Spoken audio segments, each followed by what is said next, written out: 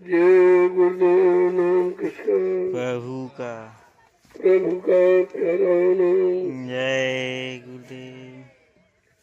रात्रि परमात्मा संधान सेवा कर रहे सभी सत्संगी परमीजन ध्यान से सुने। सेवा और सत्संग इन दोनों का मेल है। बिना सत्संग के सेवा समझ में नहीं आती और बगैर सेवा के भजन नहीं बनता। ये दोनों चीजें जरूरी है। इसीलिए कलयुग में संत महापुरुषों ने इस परमार्थी सेवा का विशेष महत्व रखा। वैसे सेवाएं तो रोज ही करते हो, परिवार में बाल बच्चों के लिए, उनके पालन पोषण के लिए, खेती है, दुकान है, दफ्तर है, बिजनेस, व्यापार, मजदूरी, तो सभी आप करते हो। लेकिन अपनी जीवात्मा के लिए आपने कोई सेवा नहीं किया, क्योंकि लोगों ने बताया नहीं आपको, या लोगों को इसकी जानकारी नहीं है कि जो जान अनजान में, भूल और भरम में, अज्ञानता, स्वार्थ, लोभ, लालच में जो कर्म बन जाते हैं वो बोझा होता है। इसी को कर्मों का बोझा कहते हैं। अब जैसे कर्म आपने किए, उन बुरे कर्मों का पर्दा सामने आता तो मन खराब हो जाता, बुद्धि का संतुलन बिगड़ जाता और चित्त भी अच्छा चिंतन करना बंद कर देता है। तो कितना बुरा प्रभाव है। तो जब संत कलयुग में पधारे तो उन्होंने ये रास्ता जीवों के लिए तय किया कि इसको इससे कैसे मुक्त किया जाए, इसको इससे कैसे दूर रखा जाए और इसके मन बुद्धि चित्त को कैसे निर्मल पवित्र किया जाए ताकि भजन कर सके। गंदे मन से, गंदे तन से, गंदी बुद्धि, गंदे कर्म से कभी भजन नहीं होता। भजन न होने का, न बनने का कारण यही है कि आप अपने खान पान कर्मों पर विचार नहीं करते कि हमें कैसा खान पान करना चाहिए, कैसे लोगों को पास बैठना चाहिए, कैसे लोगों से संपर्क रखना चाहिए। इसका बड़ा प्रभाव पड़ता है। भजनानंदी को चाहिए कि बहुत सोच समझ कर लोगों से अपना संपर्क करें, क्योंकि संग दोष का बड़ा प्रभाव पड़ता है। अगर रोगी का साथ करो तो रोग के कीटाणु पर आने लगते, भोगी का साथ करो तो भोग के कीटाणु, और योगी का साथ करो तो योग के कीटाणु। ये भी एक तरह का संक्रामक रोग होता है कर्मों का। इसलिए संत महापुरुषों ने कहा जो साधक विचारधारा के हैं, जिनको साधना करनी है, अपनी जीवात्मा का कल्याण करना, उनको परहेज करना चाहिए। ये परहेज है कि कैसे लोगों के बीच में रहें, किनसे हम संपर्क बनाएं, जो मतलब यानी, क्योंकि जब साधक मिलेगा तो तुम्हारी मन की कचाई को निकाल देगा। साधक होना चाहिए, बालक नहीं। साधक, साधक का मतलब जिसने तन मन वचन इंद्रियों को साध दिया, रोक लिया, यानी कंट्रोल, नियंत्रण कर लिया, उसको साधक कहते। इसलिए आपको क्या साधना, क्या पकड़ना, इस पर विचार करो। मन को साधना माने रोकना और शब्द को पकड़ना। जो ऊपर से आवाज आ रही है, जिसे हिंदू महात्माओं ने ब्रह्मवाणी, आकाशवाणी, ईश्वरवाणी, अनहदवाणी करके पुकारा, और मुसलमान पत्थरों ने कर्मौरायत करके कहा। बात एक ही है, केवल भाषा का अंतर है, और उसी भाषा के झगड़े में बेचारे लोग फंस गए और एक दूसरे से दूरी बनाने लगे, मतलब मिलना जुलना बंद कर दिया, और जो मानवता का व्यवहार वो खत्म हो गया। परेशानी का एक ये भी कारण है कि हमको कैसे लोगों के बीच रहना चाहिए, कैसे लोगों का साथ करना चाहिए, कैसे लोगों को छूना चाहिए और कैसे लोगों की कमाई का खाना चाहिए, ये सब विचार। इसका वजन पर बहुत असर पड़ता और तुम इसका कोई विचार करते नहीं, जहाँ चाहते वहां खा लिया, जहाँ चाहिए वहां मुंह मार दिया।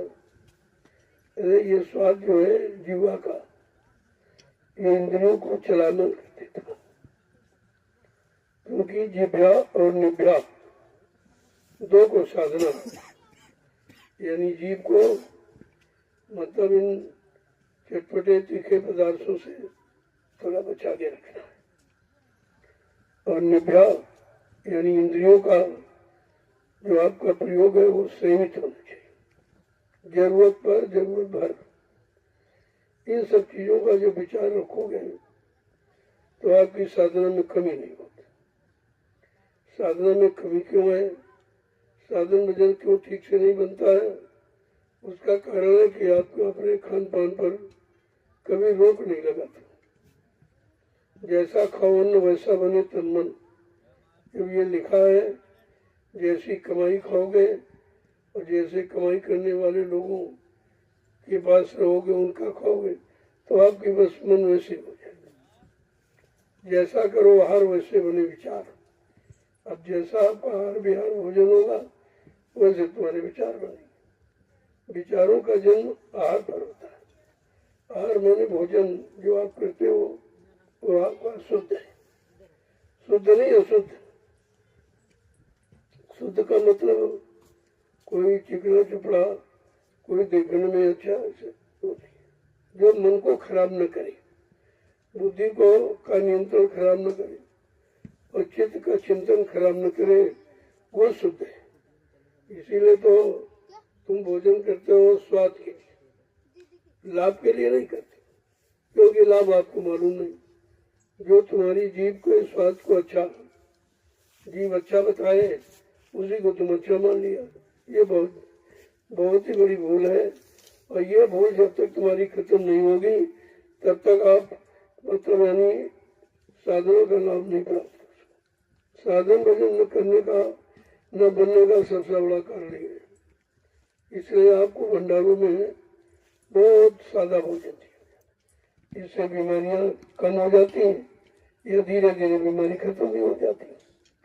तो भोजन का असर शरीर पर और मन बुद्धि चित्त सब पर पड़ता है, इसीलिए भोजन का असर वजन पर पड़ता है। भंडारों में बहुत सात्विक हो जाओ, बहुत सादा। अब आप कभी कभी मनमानी करके बिगाड़ लेते हो, ये नहीं मालूम कि एक महीना अगर आपने सादा खाया और एक दिन फिर चटपटाती का खा लिया तो फिर आपका मन खराब हो गया, क्योंकि मन अभी ठीक नहीं है। जब ठीक हो जाए तब तो एक दो दिन का असर नहीं पड़ता, लेकिन अभी ठीक नहीं है। अभी तो आप बिगड़े हुए आए हो और अब भी बिगड़ने की कोशिश करते हो, क्योंकि जो यहाँ की चीज बताई जाती है आपकी समझ में नहीं आती। यहाँ का सादा भोजन, सादा आहार, जिसे शुद्ध शाकाहार कहते हैं, वो तो भी समझ में आपका आया नहीं है, क्योंकि शाकाहारी बनना बड़ा कठिन है। अभी तो बहुत मोटा मोटा आपको कहा जाए भाई मुर्गा नहीं खाना, मांस नहीं खाना, अंडे नहीं खाना और बुद्धि नशे का प्रयोग नहीं करना। पहले तो ये मोटा मोटा ठीक करे आप, फिर इसके बाद धीरे धीरे बारीक समझ में आए। बहुत मोटे बंधन चित्त के गुरु भक्ति से काट, और जीने बंधन चित्त के कटे नाम प्रताप, दोनों के चीज। गुरु भक्ति से, गुरु आदेश पालन से ये मोटे मोटे जो बंधन है ये धीरे धीरे कम हो जाते हैं। और फिर जीने मोटे जब तक जाए नहीं, जीने कैसे जाए, ताकि सबको चाहिए नित्य गुरु भक्ति कमाए, नित्य गुरु भक्ति कमाए, यानी नित्य आदेश का पालन। जो भी आदेश आपको मिल जाए वैसे आदेश तुम्हारी शक्ति के अनुसार ही दिया जाता है। ज्यादा खड़ा आदेश, ज्यादा त्याग संयम आदेश आप पालन नहीं कर सकते, तो इसलिए बहुत हल्का फुल्का, बहुत सरल सहज आदेश आपको दिया जाता, जिससे सबके सब प्रेमी कर सकते। जैसे आदेश तो आपको भजन का है, लेकिन भजन नहीं सब कर पा रहे। न तन साथ देता न मन साथ देता, न बुद्धि साथ देती, न चित्त साथ देता, तो भजन कैसे होगा? तो कहा कि ये ऐसे तो कलयुग का जीव कर ही नहीं पाएगा। चलो भाई इसके लिए कोई सरल तरीका निकाल दिया जाए। तब ये तरीका संत महापुरुषों ने परमार्थी सेवा का रखा कि ये सेवा सभी कर सकते, छोटा बड़ा, गरीब अमीर, पढ़ा लिखा अनपढ़, हिंदू मुसलमान, स्त्री पुरुष, यानी सब कर सकते। लेकिन सब कर क्यों नहीं रहे? अभी इसका महत्व नहीं मालूम। इस परमार्थी सेवा का इनको महत्व नहीं मालूम, जानकारी है नहीं। ये तो समझते पता नहीं कहाँ के लोग, ये आ गए मजदूर आए मजदूरी करें, इनको क्या मालूम कि कौन सी मजदूरी कर रहे हैं और कहाँ के लिए मजदूरी कर रहे हैं, और इस मजदूरी से कि पिछला किस कर्मों का विभाग कैसे हो जाएगा। ये जो कर्म कर जाना दो इसका विभाग कैसे आप करोगे? तो इसके लिए सेवा रखी। अब लोगों को ये पता ही नहीं है, जड़ पूजा में फंसे जीव बेचारी चेतन पूजा को जानते नहीं, उन्हें नहीं मालूम चेतन पूजा क्या, क्योंकि शरीर तो चेतन नहीं, जड़ है, और शरीर से लगे हुए जितने सब जड़ है। केवल शरीर को चलाने वाली वो चेतन जीवात्मा है। तो शरीर को, जड़ शरीर को चेतन बना देती और जड़ शरीर से भी काम ले रही है। जो आप ये सेवा कर रहे हो ये जीवात्मा के बल पर, अगर जीवात्मा निकल जाए शरीर से सेवा नहीं कर सकते, कोई काम नहीं कर सकते। जो रोज करते रहो वो भी कोई काम नहीं, चाहे बहू का हो चाहे मतलब यानी वो का कोई भी हो, कोई काम हम नहीं कर सकते हो अगर जीवात्मा निकल जाए। कितनी बड़ी ऊर्जा, शक्ति, ताकत परमात्मा ने आपके अंदर जीवात्मा के रूप में प्रवेश किया है, और कहा इस जीवात्मा को बहुत संभाल के रखना, इसको मन के चंगुल में फंसने मत देना। अगर मन और तन और बुद्धि के चंगुल में फंस गए तो गए कौन से आप। और यही लोगों ने 3 युगों से किया। मन के चक्कर में, तन के मतलब भूख के लिए आपने जो जो कर डाला यही तुम्हारे फंसने का कारण बन गया। अब धीरे धीरे धीरे आपको उससे मुक्त किया जा रहा है। मुक्त करने का एक ही रास्ता है, ये परमार्थी शब्द। जो परमार्थी शब्द आपके लिए प्रयोग किया गया है, परमार्थी सेवा। परमार्थी सेवा में वो सेवाएं आती हैं जिस सेवा में आपको कोई स्वार्थ नहीं, कोई लोभ लालच नहीं है, कोई आपके अंदर ख्वाहिश, इच्छा, कोई मुराद, कोई तमन्ना, ये तो हमें है ही नहीं। उसको कहते हैं परमार्थी सेवा। ये तो बहुत बिरले लोग ही समझ पा रहे। संत मत यद्य धीरे धीरे 550 वर्ष पुराना हो गया, लेकिन फिर भी अभी संत मत की उचित परिभाषा, संत मत का उचित ज्ञान अभी लोगों को नहीं है। जब तो संतों की संगत में नहीं आओगे, संतों के आदेश को, संदेश को, उद्देश्य को नहीं समझोगे, तब तक तो आप इस में कुछ नहीं आएगा। इसलिए बहुत धीरे धीरे तुम्हारी हमारी कमजोरी के कारण संतों ने बड़ा सरल रास्ता रखा कि भाई कलयुग का एक कमजोर जीव, भोगी विलासी, शक्तिहीन है, बलहीन है, मतलब यानी बुद्धिहीन है, ये तो कुछ कर ही नहीं पाएगा। और इसको ले जाने का संकल्प महापुरुषों ने ले लिया। अब उन्होंने संकल्प लिया तो वही कोई न कोई रास्ता आपके लिए निकालेंगे। तो उन्होंने ये सरल रास्ता निकाला, परमार्थी संधान सेवा। इसमें बहुत लाभ छिपा हुआ है। पहली बात तो आप करोगे तो आपका शरीर स्वस्थ हो रहा, दूसरी बात आपके किए हुए पाप कर्मों की अदायगी हो रही, तीसरा लाभ ये है जो तुम्हारे श्रम परिश्रम से जो व्यवस्था ये बनाई जा रही, जो आगे आने वाले समय में करोड़ों लोग लाभ उठाएंगे, ये है परमार्थी लाभ। जो कितना बड़ा लाभ निकला, और ये किसी को मालूम नहीं। दुनिया के लोग इससे बहुत दूर है, ज्ञानी ध्यानी विज्ञानी इससे बहुत दूर है। जब ऋषि मुनि, योगी, महर्ष, अवतारी, शक्तियां ये सब दूर रहे तो कलयुग का कमजोर गंदा जीव बेचारा कैसे समझ पाएगा। तो ये कलयुगी जीवों के लिए संत महापुरुषों ने दया करके ये व्यवस्था आपके सामने ला के खड़ी की। और ये कहीं नहीं, तुम हिंदुस्तान या विश्व में कहीं चले जाओ, चाहे कोई धार्मिक हो, चाहे राजनीतिक हो, चाहे भौतिक हो, चाहे आध्यात्मिक हो, आपको ये सेवा कहीं मिलेगी नहीं। कोई नहीं करता। और तुम्हारी तो खासियत है कि तुम रात में करते हो, ये तो और नहीं कोई कर सकता। ऐसा संत महापुरुष रास्ता निकालते हैं, लोग शंका में फंस के रह जाते। अब वो तो कहते देखो कैसे लोग रात में कर रहे, उन्हें क्या मालूम। अरे रात दिन जब दोनों जोड़े जाएंगे तब तुम्हारे कितने जन्मों का कर्जा अदा हो पाएगा। रात की सेवा, दिन की सेवा, और रात की सेवा से दोनों लाभ आपको, दोनों कर्मों की अदायगी हो जाएगी। इसलिए क्योंकि समय थोड़ा रह गया, आपकी बचपन चला गया, जवानी चली गई और बुढ़ापा आ गया। अब कितने दिन का साथ रह गया शरीर से, इंद्रियों के भोगों से, परिवार से, बाल बच्चों से, आप कितने दिनों का साथ आप करें, ये विचार करना चाहिए। समय कम है, मंजिल दूर है, तो इसलिए जब समय कम है, मंजिल दूर है, तो आपको अपनी चाल रफ्तार बढ़ानी पड़ेगी, तभी तो कवर कर पाएंगे आप। मंजिल की दूरी को तभी पूरा कर पाएंगे जब चाल को बढ़ाएंगे, या व्यवस्था बढ़ाई जाए, या कर्मों के हिसाब को बढ़ाया जाए, कौन से कर्मों को शामिल कर दिया जाए तो मतलब जल्दी कम हो जाए, क्योंकि समय निकल गया, सब भूल भरम में आपका चला गया। तो इसलिए कलयुग में जब संत पधारे तो उन्होंने ये सरल रास्ता हम सब गंदे कमजोर जीवों के लिए रखा। क्या कहा? सत्संग सुनो, सेवा करो और भजन करो। पहले तो सत्संग सुनो, फिर कहा नहीं सत्संग करो।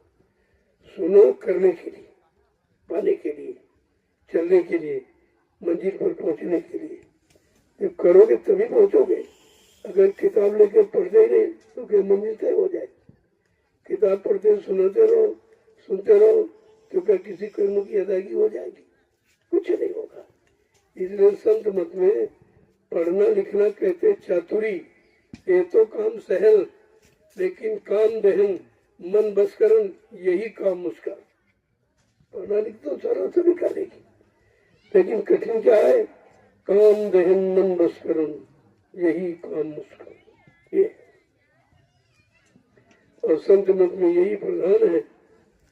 जब तक काम अग्नि यानी बुझेगी नहीं, तब तक तुम्हारे विवेक को और तुम्हारे संयम को जलाती रहेगी, नष्ट करती रहेगी। इसलिए जब सत्संग सुनोगे और गुनोगे और धुनोगे, तब तुम्हारी समझ में आएगा इसका मतलब क्या है।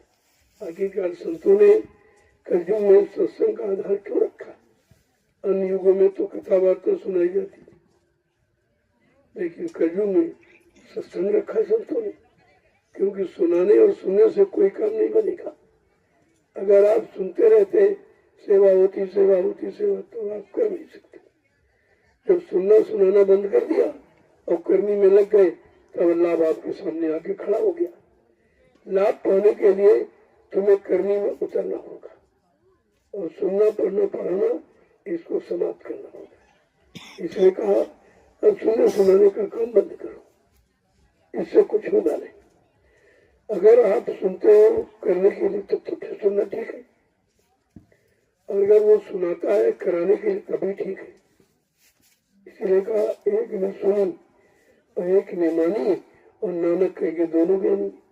दोनों ज्ञानी जब है जब वो करने के लिए सुनता है कि हमें करनी है, हमें अपने आप को बदलना है, अपने विचारों को बदलना है, अपने खान पान को शुद्ध करना है, अपने कर्मों को ठीक करना है, तब तो सुनना ठीक है।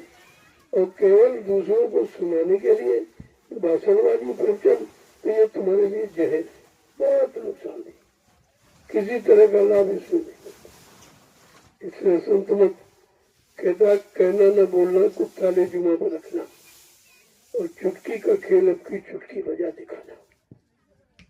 कितनी बड़ी बात कह दी।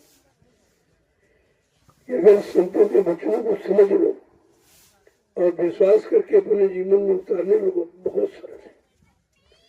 अगर शंका संग भूल भ्रम में रहेंगे तो फिर नहीं निकल पाओगे। शंका तो कभी निकलने नहीं थी, शंका विनाश की जड़ है। शंका से बचने के लिए आपको त्रेता युग का इतिहास राम रावण का संग्राम कर रखा है। ये अगर वो मान लेता, विद्वान होते हुए भी नहीं माना, जो 4 वेद 6 7 18 पुराणों का क्या था, जब सच्ची अच्छी बात धर्म की उसके समझ में नहीं आई तो हम सब कलयुग के गंदे कमजोर युग कैसे समझ सकते। तो संतों ने कहा नहीं, वो कराने वाला होना चाहिए, न सुनाने वाला करा पाएगा, न बताने वाला करा पाएगा, न भाषण प्रवचन करके ठीक कर पाएगा। आपको ठीक करेगा जब आपको अच्छी करनी में उतारेगा। करनी करनी तो आप करते हो, लेकिन वो इंद्रियों के शुभ कर्म की करनी, वो जीवात्मा के पुण्य कर्मों की करनी नहीं है। करनी भी आपको समझना है कि करनी कैसी करो। कहा करनी करो मार मन डालो, इंद्री भोग विचारो, इतना काम करो तुम की, फिर आगे की सतगुण जानी। इतना काम हमें आपको शरीर इंद्रियों से करना है, क्योंकि हमने आपने शरीर में इंद्रियों को खराब किया, भोगों में लगा करके। अब वो कमजोर हो गई, वो शक्तिहीन बलहीन विवेकहीन हो गई, और उनको ठीक करने के लिए हमको संतों की शुभ कर्म करने में उतरना पड़ेगा। उन्होंने आत्मिक कर्म रखा, हम लोगों ने शारीरिक कर्म कर्म थे कि पूजा करो, पाठ करो, तीर्थ करो, व्रत करो, हवन जप तीर्थ गंगा स्नान, ये सतयुग त्रेता द्वापर के कर्म, कलयुग के नहीं है। इसलिए हम कलयुग में जो कर रहे हैं उनको कोई लाभ नहीं मिला, नुकसान हो रहा। आप देख रहे हो पानी का हंगामा मचा कुंभ में, और कितने बेचारे मर गए। डुबकी लगाने से अगर पुण्यात्मा पुण्य हो जाता तो पुण्य तो बचाती है, पुण्य मिटाती नहीं है। ये कैसी पुण्य बेचारे पुण्य करने गए मर गए, और ऐसे मर गए अकाल मौत में चली गई पृथ्वी में। इसे तो सबसे बड़ा दुष्कर्म हो गया। अब लोगों की समझ में नहीं आ रहा, क्योंकि उनको खुद ही नहीं मालूम कि मतलब जड़ कर्म कौन है, चेतन कर्म कौन है, चेतन कर्म का काम क्या, जड़ कर्म का काम क्या, जड़ क्या देता है, चेतन क्या देता है। अगर यही जानकारी करा दी गई होती तो तुम पत्थर और पानी और कागज इस जड़ता में कभी नहीं फंसते, और आज सबके सब फंसे पड़े, और 3 युगों से फंसे बेचारे निकल नहीं पा रहे। अगर संतों की शरण में आ जाते, उनके परमार्थी वचनों को सुन लेते, तो इस जड़ता की ममता से आपको रिहाई मिल, छुट्टी मिल जाती, और छुट्टी पाना ही मुक्ति पाना होता। मुक्त हो जाते, मतलब मुक्त हो जाते। मुक्त का मतलब कोई कर्जा नहीं रहता कर्म का, कोई पाप पुण्य का कोई कर्जा, कोई शुभ शुभ कर्मों का कोई कर्जा नहीं रहता। इसको कहते मुक्त होना। पहली बात तो कर्म विधान से मुक्त हो जाओ। जो काल ने हम सब जीवों को फंसाने के लिए ये जो कर्मों का विधान बनाया, एक अच्छा एक बुरा, इसी को पाप और शुभ शुभ कहते हो आप। पहली बात इससे दोनों से अलग होते। भगवान कृष्ण ने गीता में यही उपदेश किया था अपने प्रिय मित्र उद्धव को। उद्धव बहुत प्रिय मित्र थे और 24 घंटे साथ रहते थे।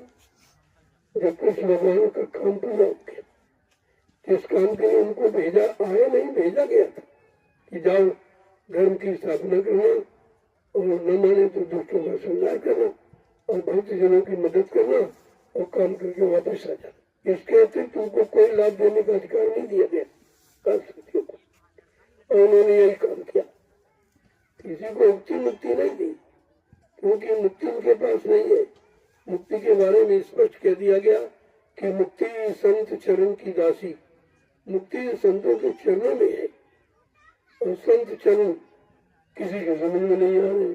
ये संत चरण कहाँ है, संत चरण किसको कहते हैं, संत चरण का मतलब क्या है, ये तो जानकारी आपने ली नहीं, क्योंकि आप संतों की शरण में गए नहीं, उनके परमार्थी वचनों को आपने सुना नहीं, उनके वर्तमान हुक्म आदेश को आपने माना नहीं, जो जीवों के कल्याण के लिए किए जाते हैं। जीवों का उद्धार कैसे होगा, तो पिछड़ा आदेश कोई मानोगे उससे आपका नहीं, आपका भला नहीं, क्योंकि वो आदेश तुम्हारे लिए नहीं है, वो उस युग के जीवों के लिए था जो जीव उस समय मौजूद थे।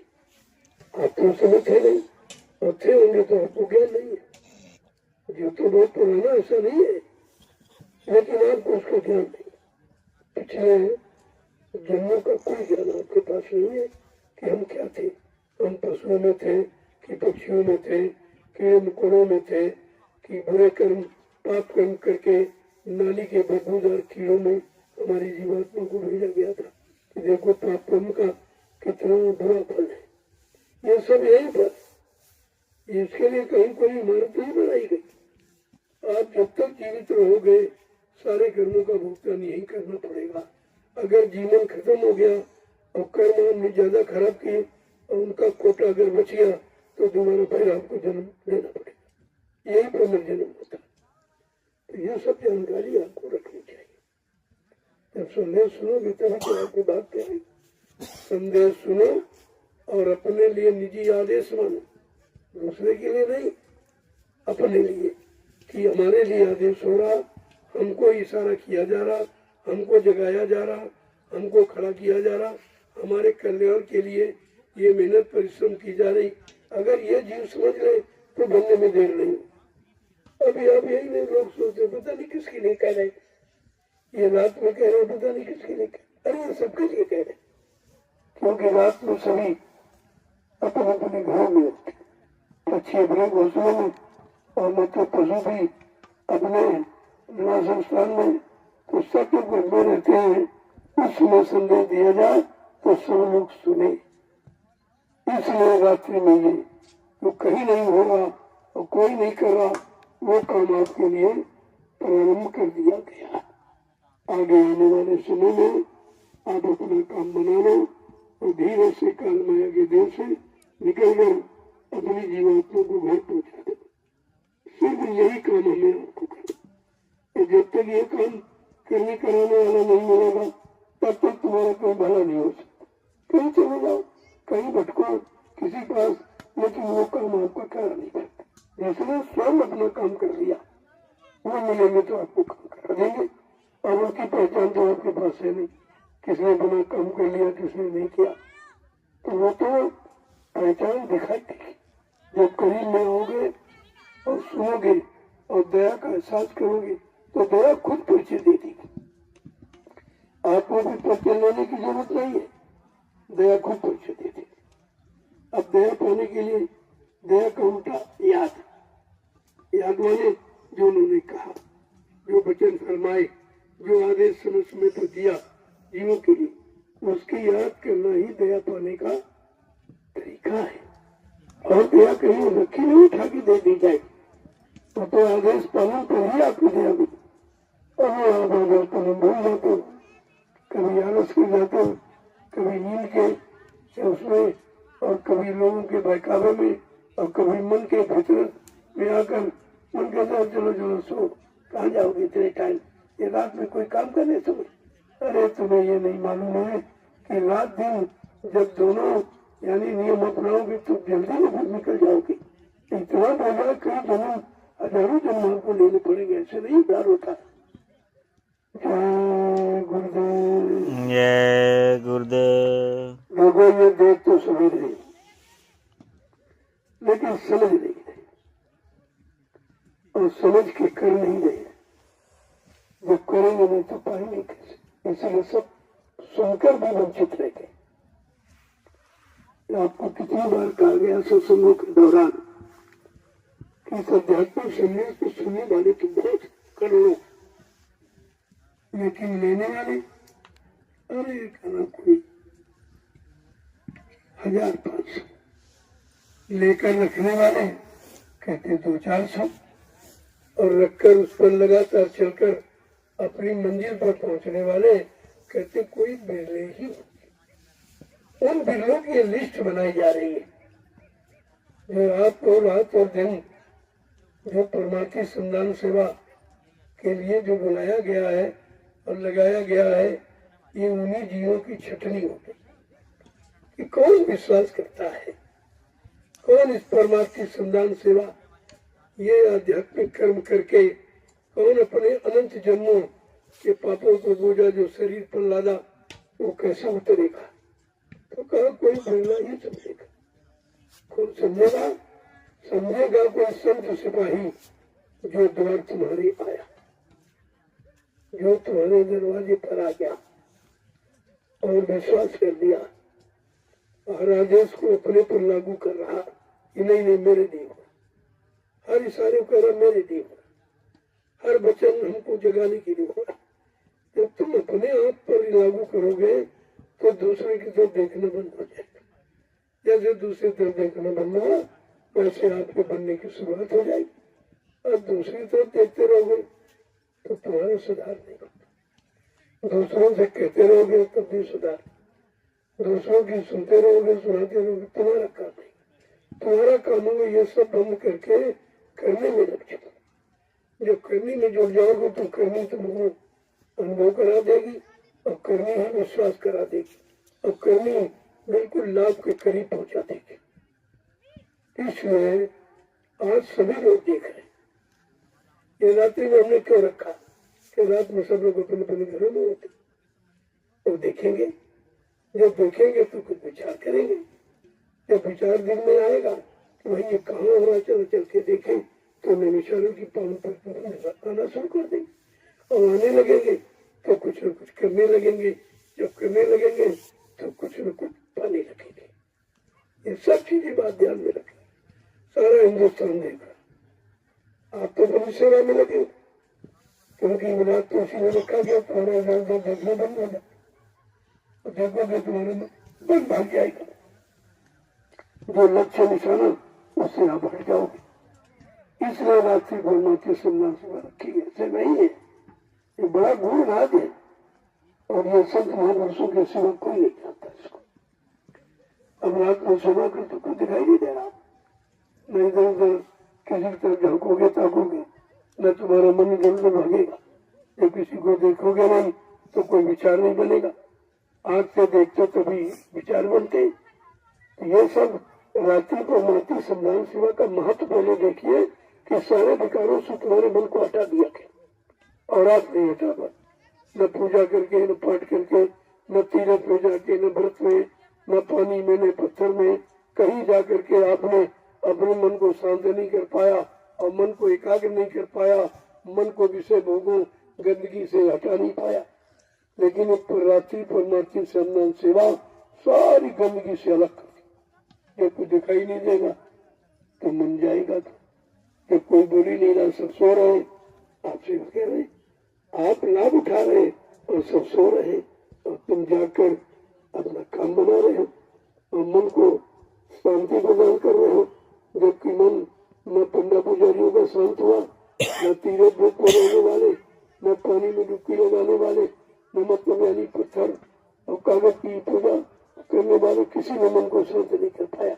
और परमार्थी सम्मान सेवा रात्रि सबके मन को शांत कर रही है। आप खुद ही अनुभव कर रहे हो, तुम्हारा मन कहीं नहीं जा रहा क्योंकि दिखाई नहीं देता। कुछ कोई सुनाने वाला नहीं है। किसी की निंदा आलोचना बुराई में आपका मन नहीं जाएगा। केवल एक निशाना है कि परमार्थी सेवा करनी है। एक भरोसा, एक बल, एक आस विश्वास, केवल आपका निशाना ये रह गया। इसलिए रात्रि परमार्थी सम्मान सेवा का महत्व सर्वोपरि है। लेकिन वो संतों के कोई वर्तमानी पुराने जीव, कोई नजदीकी, कोई हासिल करने वाले वो तो समझ पाएंगे और बाकी देखते ताकते और हंसते रह जाएंगे और कुछ नहीं कर पाएंगे। जय गुरुदेव, जय गुरुदेव। आपको रियाद में दिव्य सेवा की इसमें उपस्थिति कब है वो तो आपकी इच्छा पर है। कोई करोगे तो पाओगे, नहीं करोगे तो नहीं मिलेगा।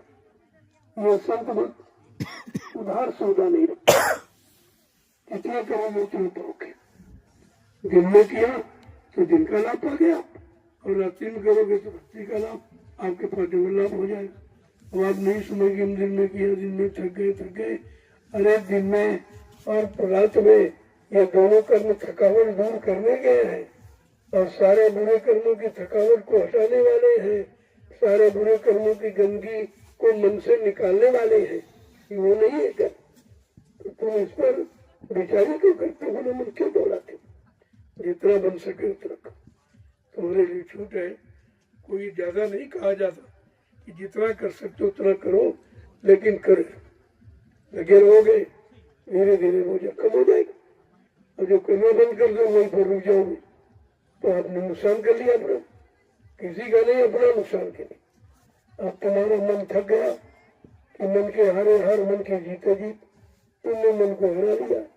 अब मन हार गया, न हिम्मत है उसमें, न कोई बल है, और धीरे धीरे आलस और प्रमाद और निद्रा ने आपको घेर लिया, मन को खराब कर दिया। आपको रात्रि में इसीलिए ये परमात्मा सम्मान सेवा में लगाया गया कि तुम्हारा सोना कम हो जाए, तुम्हारा भगना कम हो जाए, तुम्हारा इधर उधर चिंतन, दूसरों की निंदा आलोचना बुराई के तरफ मन को जाने कम हो जाए।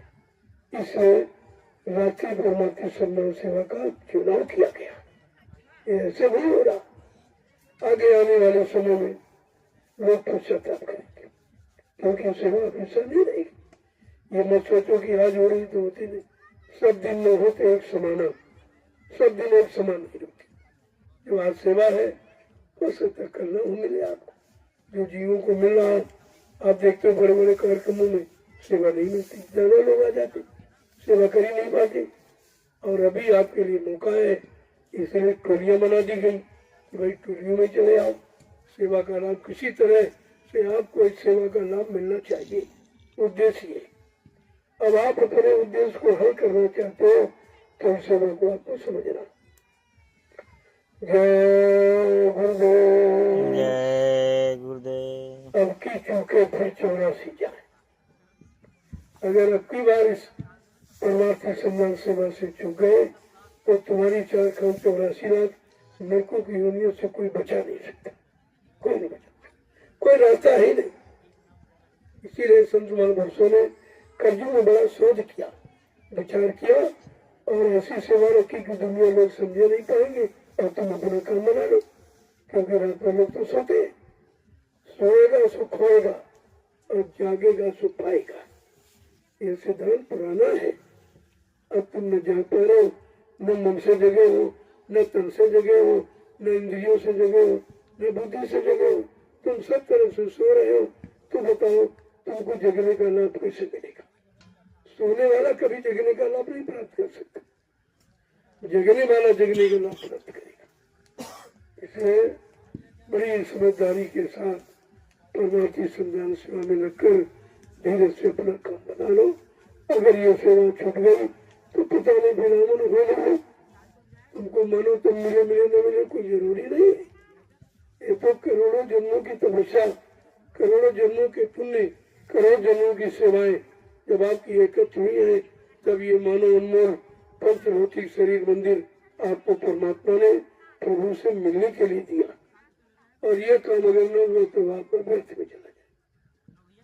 जय गुरुदेव। जय गुरुदेव। तो आप मैं दिन में भी आ रहा, थोड़ा इंतजार बैठा रहा, आज मैंने कोई स्नान भरना नहीं किया, भोजन भी मैंने वहीं पर 4 बजे किया और पूरा बैठा रहा, देखता रहा कि कर्मी लगे हैं, मेहनत करते हैं, तो हमको भी उनके साथ मेहनत करनी चाहिए। तो मैं भी जो मेहनत आपके साथ करता हूँ, बैठा रहा और अभी शाम को आया और कहा चलो ये दिन का प्रसाद है और रात्रि का प्रसाद वहाँ ले लेना। अगर डबल ड्यूटी आप कर रहे हो तो डबल लाभ मिलना चाहिए, ये तो सिद्धांत है। तो ये सब उसके लिए कहा था कि चलो मैं भी आ गया और संदेश भी आपको मिल गया। ये संदेश पहले कभी नहीं सुना था। अब ये देखो कि अब समय मोड़ ले रहा। पहले कहा गया था अभी सत्संग सुनाने की तैयारी की, सत्संग तो आगे सुनने को मिलेगा। वो समय धीरे धीरे आपके करीब आ रहा है और संदेश जारी हो गया और धीरे धीरे उस संदेश पर आपको विचार करना चाहिए। अगर चूक गए, घरों में बैठे रहे तो ये घर में दोबारा आने का मौका नहीं मिलेगा। जो घर आपने बनाया है उस घर में दोबारा आप नहीं आ सकते, दोबारा नहीं आ सकते। ये मत सोचो हमने घर बनाया, हमने जमीन बनाई, हमने मकान बनाया, हमने बाल बच्चे बनाए, सामान इकट्ठा किया, तो ये सामान तुम्हारा नहीं है, ये तो पराया है, ये दोबारा आपके प्रयोग में नहीं आएगा। अगर दोबारा इस सामान का प्रयोग करना चाहते हो तो कुछ मानवीय कर्म करो ताकि मानव शरीर मिल जाए आपको। अब तो आप मानवीय कर्म में नहीं दानवीय कर्म करते, झूठ बोलना, छल कपट करना, बेईमानी करना, हिंसा करना, चोरी करना, डकैती करना, व्यभिचार करना, कुचार करना, यानी इसके अलावा कोई अच्छा कर्म तो आप नहीं करते। जब अच्छा कर्म नहीं करोगे तो ये मानव शरीर दोबारा मिलेगा नहीं है, और जब मिलेगा नहीं, जो आपने बनाया इसका प्रयोग भी आप नहीं कर सकते।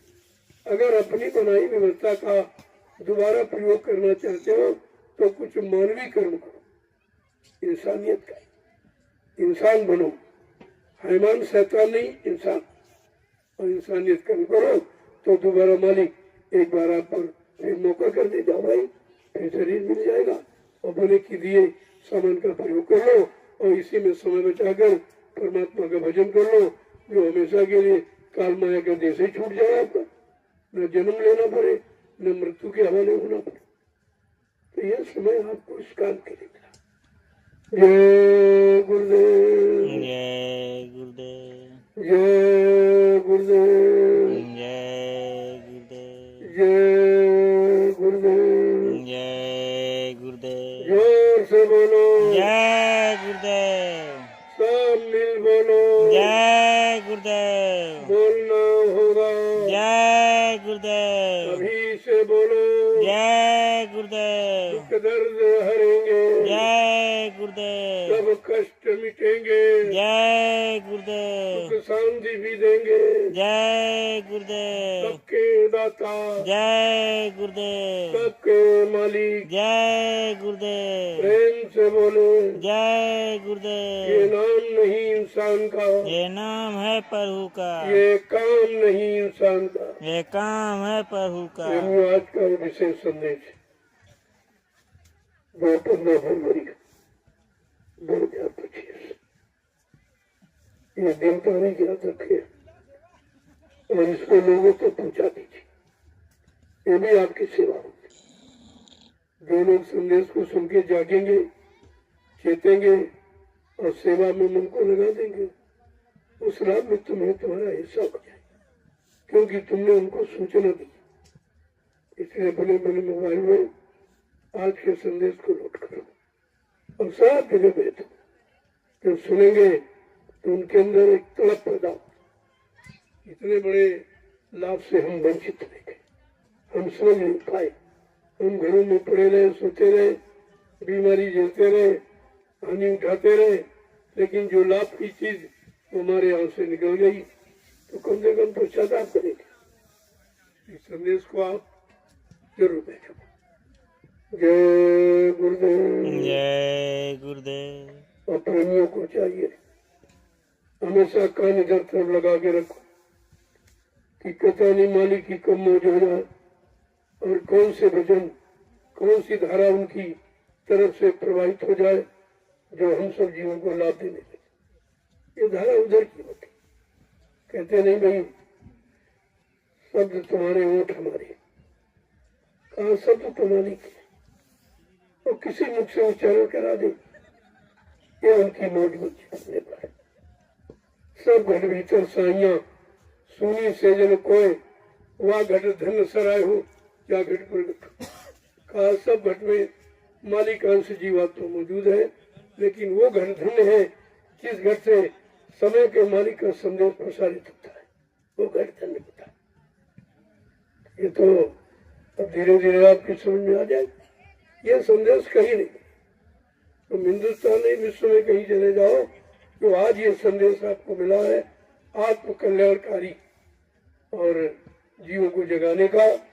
ये संदेश कहीं नहीं, कहीं कहीं संदेश है ही नहीं। वहां तो केवल अदा धुन दरबार है, भेड़िया निशान, एक भेड़ गिर गई मर गई, दूसरी गई मर गई, तीसरी किसी ने विचार नहीं किया, अरे भाई एक मर गई तो हमको ऐसी जगह नहीं जाना चाहिए, जहाँ मृत्यु है वहां नहीं जाना चाहिए। लेकिन बेचारों को मौत का भी डर नहीं, वो जानते नहीं मौत का। मौत तुम्हारा 24 घंटे इंतजार कर रही है, वो तो तुम्हारा इंतजार कर रही है कि कितनी जल्दी ऐसे कर्म करो बुरे और फट से हमारी मौत हो जाए, हमारे हवाले हो जाओ। यही बात तो समझनी चाहिए। जय गुरुदेव। जय गुरुदेव। अब आप लोग 10 जुलिया सिर्फ 10 होगा तो दिन में मेहनत की मैं जानता हूँ। 10 जुलिया 5 हमारी 5 बराबर का है योग। आज ये योग बराबर का 5 हमारी 5, क्योंकि मैं तो बुढ़ा हूँ, अभी शरीर से सेवा नहीं हो पा रही, लेकिन वैसे आपकी सेवा कर रहा हूँ। ये बच्चों की सेवा भी कहीं नहीं मिलेगी। जो तुमको बचाने वाले हैं, अच्छे रास्ते पर चलाने वाले हैं और अच्छा कर्म बनाने वाले, ये भी कहीं आपको नहीं मिलेंगे। तो 10 गलियां गिनती किया, ये बदलाव है। ये प्रसाद तो ये है 10 गलिये का, ये महाप्रसाद, इसको थोड़े समझिए। जय गुरुदेव। जय गुरुदेव। गलियों का लाभ इसे नहीं बोलना चाहिए। एक गलियों के लाभ एक माला के बराबर। तो आपका सुमरन हो रहा, ये क्यों सो तुम सुमरन नहीं करते? सुमरन तो नाम लेना, रूल को याद करना, इसी को तो सुमरन कहते हैं। तो सुमरन आपको एक गलिया भी एक माला स्वीकार होती है। इतना बड़ा लाभ संतों के सिवा कोई दे नहीं सकता। ये उनकी मौत पर निर्भर, उनकी दया पर। कब कैसी उनकी दया हम सब गंदे कमजोर भोगी बरसी जीवों पर हो जाए, तो उनकी मौत है। तो इसका भी लाभ आप उठा लीजिए जल्दी से। इस दलिये अभियान पर लोग बड़ा तर्जुम करते हैं कि दुनिया रोज बदल दी जाती, कभी 15 है, कभी 20 है, कभी 5 है, कभी 10 है। अब वो बेचारे क्या जाने इस राज को नहीं क्या मालूम कि कितना बड़ा लाभ, कितनी छोटी सेवा। ये तो देने वाले पर है, वो क्यों दे रहा, क्या उसकी मर्जी है, तो उनकी मर्जी देने पर न हम दे सकते न आप दे सकते। देने वाला कोई और है, कहे कोई लाख करैया कोई और है, वो करने वाला हमारे आपके बीच में, लेकिन हम उसे कभी पहचान नहीं पाते, हम समझ नहीं पाते, हम उनके बच्चों पर विश्वास नहीं कर पाते, हम उनके आदेश को प्रधान नहीं मान पाते, क्योंकि बाकी काम तो आप मुख्य मानते हो और जो मुख्य है उसको गौड़ मानते हो। यही भूल है, यही मुख्य वो गौड़ है। संसार, शरीर, परिवार के जितने काम आप करते हो गौड़ है। मुख्य क्या है? यह जीवात्मा जगह परमात्मा से मिले, पाप कर्मों की अदायगी हो जाए, अनंत जन्मों का कूड़ा कचरा इस सिर पर लाते हो। अगर ये 10 जलिया आपने डाली तो कितने कूड़ा कचरा कर्मों का आधा हो जाएगा। यही बात समझिए आप। जय गुरुदेव। जय गुरुदेव। और ये काम कोई न कर सकता, न करा सकता। कहीं चले जाओ, सेवा दो, रुपया दो, पैसा दो, सामान दो, सम्मान दो, ये तो सब नहीं मांगे, लेकिन तुमको कौन क्या दे रहा, इस पर तुम विचार कर पाए अभी तक? कुछ नहीं। ये तुम्हारी अज्ञानता यही, और यही तुमको करना चाहिए, ये सीखना चाहिए कि भाई हमसे तो लाभ सभी ले रहे, लेकिन हमको कोई लाभ नहीं दे रहा। तो आपको तो सोचना चाहिए हम कितने बुद्धिहीन हैं, हम कितने अज्ञानी हैं कि दुनिया के लोग हमसे अपना लाभ ले रहे हैं और हम अपना कोई लाभ उनसे नहीं ले पा रहे। यही तो भूल है जिनकी। इस मार्ग में लेना नहीं देना होता। हमारे यहाँ कुछ नहीं, मैं कुछ भी मांगा नहीं जाता।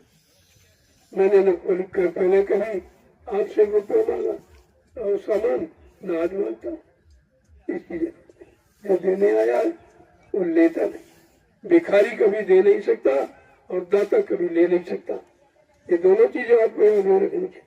और तुम जहाँ इसीलिए फंस गए हो, तुमने भिखारी को दाता मान लिया और वो तुम्ही से मांग रहा, सेवा दो, पैसा दो, मान दो, सामान दो, सम्मान दो। ये नहीं समझ पाए जो तुम्ही से मांग रहा उसके पास भेज होता तो तुमसे क्यों मांगता। इतनी छोटी बात गुरु को बुलाने पर, गुरु के सत्संग वचनों को बुलाने पर और तुम भूल गए हो और उसका लाभ आज भी नहीं प्राप्त कर पा रहे, अभी छुटकारा नहीं पा रहे आप। तो सोचना चाहिए कि भिखारी देता नहीं लेता है, और दाता लेकर नहीं देता है। तुम दाता भिखारी में अंतर नहीं समझ पाए और भटक गए हो और सब कुछ हो रहा तुम्हारे यानी सामने कोई भी समझ नहीं पा रहे हो और जो समझाने वाला बता रहा तो उसकी मान नहीं पा रहे हो। यही तुम्हारी सबसे बड़ी अज्ञानता है। जय गुरुदेव।